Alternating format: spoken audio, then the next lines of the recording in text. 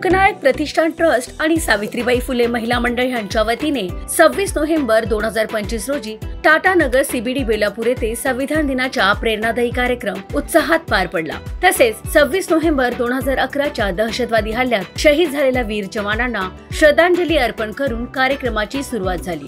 यावेळी प्रमुख पाहुण्यांचा सत्कार करण्यात आला आणि नागरिकांना संविधानाच्या प्रतीचे वाटप करण्यात आले। तसेच शालेय विद्यार्थ्यांना प्रमुख पाहुण्यांच्या हस्ते वह्या देऊन प्रोत्साहन देण्यात आले। या कार्यक्रमासाठी मान्यवरांची मोठी उपस्थिती लाभली। शिवसेना उपजिल्हा प्रमुख रोहिदासजी पाटील, माजी नगरसेविका सरोजताई पाटील, रिपब्लिकन सेनेचे जिल्हाध्यक्ष वीरेंद्र लगाडे, घर हक्क संघर्ष समितीचे उपाध्यक्ष खाजा मिया पटेल तसेच विविध सामाजिक संस्थेचे पदाधिकारी, प्राचार्य, कवी आणि समाजसेवक यावेळी मोठ्या संख्येने उपस्थित होते। कार्यक्रमाचे यशस्वी आयोजन सावित्रीबाई फुले महिला मंडळाच्या अध्यक्षा सुनंदा बावेस्कर आणि द मूकनायक प्रतिष्ठानचे अध्यक्ष दीपक वाघ यांच्या मार्गदर्शनाखाली संपन्न झाले। सर्व पदाधिकारी आणि कार्यकर्त्यांनी एकत्र येऊन संविधान दिन सोहळा अर्थपूर्ण आणि भव्य पद्धतीने पार पाडला।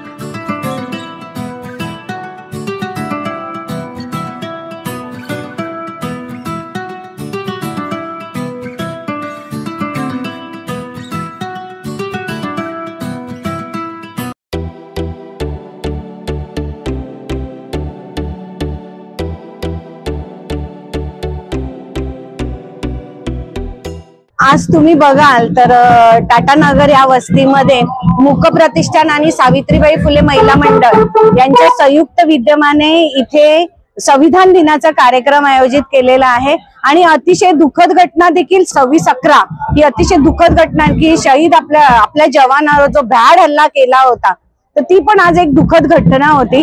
तर सर्वप्रथम आपले जे जवान शहीद झाले होते आणि जे नागरिक शहीद झाले होते त्यांना मी भावपूर्ण आदरांजली वाहते।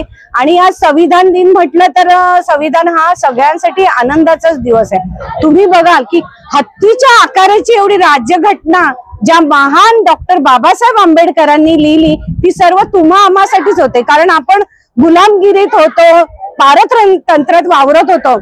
परंतु यातून कसं आपण बाहेर पडलो तर डॉक्टर बाबासाहेब आंबेडकरांनी 2 वर्ष 11 महिने आणि 18 दिवस जागून ही राज्यघटना लिहिली। का तर आपण पारतंत्र्यातनं मोकळं आणि आपण गुलामगिरीतून स्वातंत्र्य झाल्यानंतर आपल्याकडे कसं वागायचं, कसं राहायचं हे एक प्रकारचं जो गुरुमंत्र म्हणतात ना, संविधान म्हटलं तर हा गुरुमंत्रच आहे की जात, राज्य, भाषा, प्रांत हे जे विविध प्रकार आहेत त्यांना एकत्र आणण्याचं काम या संविधानाने केलं, म्हणजेच या गुरुमंत्राने केलं।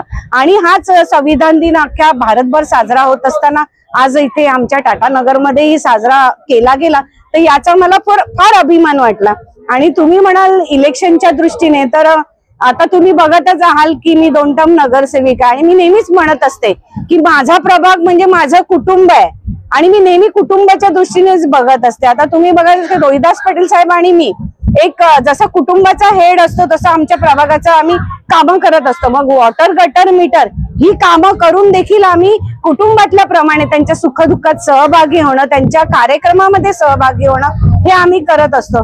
आणि आता तुम्ही बघत आहात की आमचे शिवसेनेचे मुख्य नेते आदरणीय उपमुख्यमंत्री एकनाथजी शिंदे साहेब हे देखील तळागाळातील लोकांसाठी किती काम करत आहेत आपण बघतच आलेलो आहेत की ते एक सर्वसामान्य कुटुंबातून जन्माला आल्यामुळे त्यांना या असल्या तळागाळातील लोकांची जाण आहे, शेतकऱ्यांची जाण आहे, तरुणांची जाण आहे, स्त्रियांची जाण आहे आणि सगळ्यात मोठं म्हणजे ते आमचे लाडके भाऊ आहेत. तुम्ही बघितलेले लाडकी बहिणीच्या माध्यमातून त्यांनी अनेक कामं केलेली आहेत. त्यामुळे आमचा लाडका भाऊ आहे आणि त्यांचा आशीर्वाद आमच्या सोबत आहेत.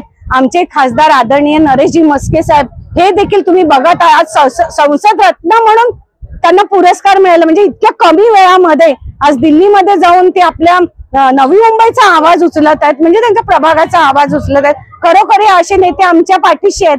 त्यामुळे आम्हाला नक्कीच आशा आहे आणि एवढी चांगली जनता ही सगळी लोक आज तुम्ही बघाल आमच्याबरोबर 22 ताई आहेत, किती चांगलं ते नेतृत्व इथे करत आहेत. ही तरुण मुलं आहेत, राहुल असतील, दीपक असतील, यांच्या माध्यमातूनच आज इथे कार्यक्रम आयोजित केलेला आहे. त्यामुळे मी या सर्वांचे आभार मानते आणि आपल्या चॅनलच्या माध्यमातून संविधान दिनाच्या सर्वांना खूप खूप शुभेच्छा देते.